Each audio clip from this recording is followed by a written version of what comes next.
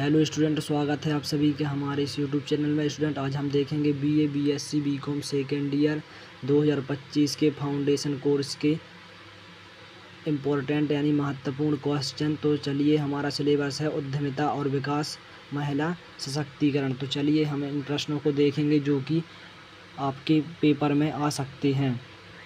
तो चलिए, हमारा पहला प्रश्न है, साहित्य अकादमी पुरस्कार से सम्मानित पहली महिला कौन सी है? तो इसका राइट आंसर जो है वो है अमृता प्रीतम। दूसरा प्रश्न है, महिला मुक्ति आंदोलन ने किसके लिए अभियान चलाया था? तो यह दोनों के लिए चलाया था, कानूनी समानता के लिए और सामाजिक समानता के लिए। तो इसका राइट आंसर हो जाएगा दोनों। तो चलिए, हमारा तीसरा प्रश्न है, उद्यमिता के लिए निम्न में से कौन सी विशेषता आवश्यक नहीं है? तो इसका राइट आंसर हो जाएगा धन संचय। प्रश्न क्रमांक चौथा है, एक व्यक्ति उद्यमी होता है जन्म से, निर्मित, दोनों? तो इसका राइट आंसर हो जाएगा दोनों, यानी कि जन्म से भी हो सकता है और इसे निर्मित भी किया जा सकता है। प्रश्न क्रमांक 5 है, उस उद्यम को महिला उद्यम श्रेणी में रखा जाता है जिसमें कितने प्रतिशत वित्तीय हित महिला को हो? तो इसका राइट आंसर हो जाएगा वो हो जाएगा 7% वित्तीय हित। प्रश्न क्रमांक 6वां है, ग्राम योजना का संचालन कौन करता है? तो ग्राम योजना का संचालन जो है ग्रामीण विकास मंत्रालय करता है। प्रश्न क्रमांक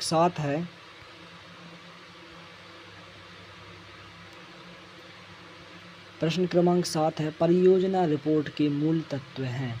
तो परियोजना रिपोर्ट के जो मूल तत्व हैं वह हो जाएगा हमारा उक्त सभी, प्रस्तावित उत्पाद, कार्यशील पूंजी और अनुमानित स्थायी लागत भी।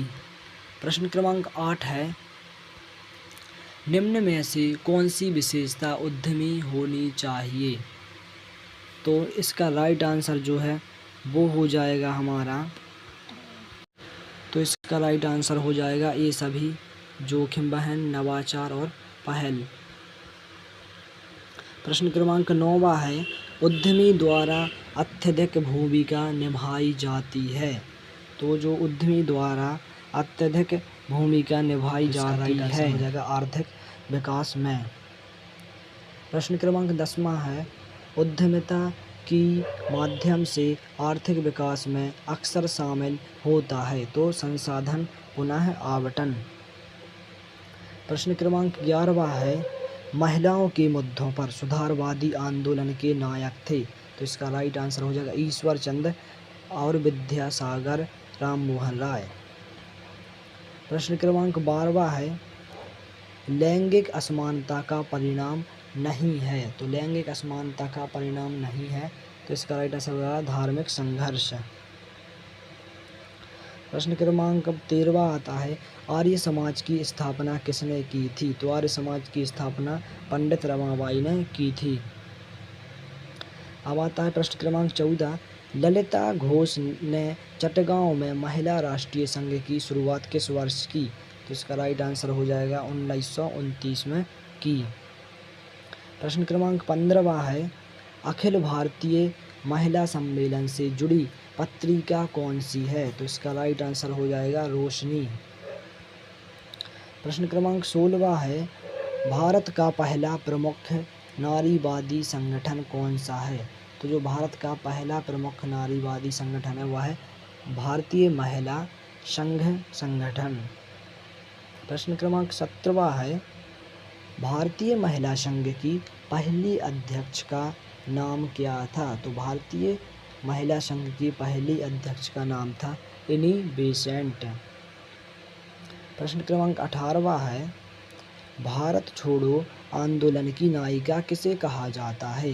तो इसका राइट आंसर हो जाएगा अरुणा आशक अली को कहा जाता है। प्रश्न क्रमांक 19 है, राष्ट्रीय महिला आयोग की अध्यक्ष हैं। तो इसका राइट आंसर हो जाएगा रेखा शर्मा, जो है राष्ट्रीय महिला आयोग की अध्यक्ष थी। प्रश्न क्रमांक 20 है, अनैतिक द्वैध व्यापार रोकथाम अधिनियम कब पारित किया गया? इसका राइट आंसर जो है वो हो जाएगा हमारा 1956 को है जो पारित किया गया।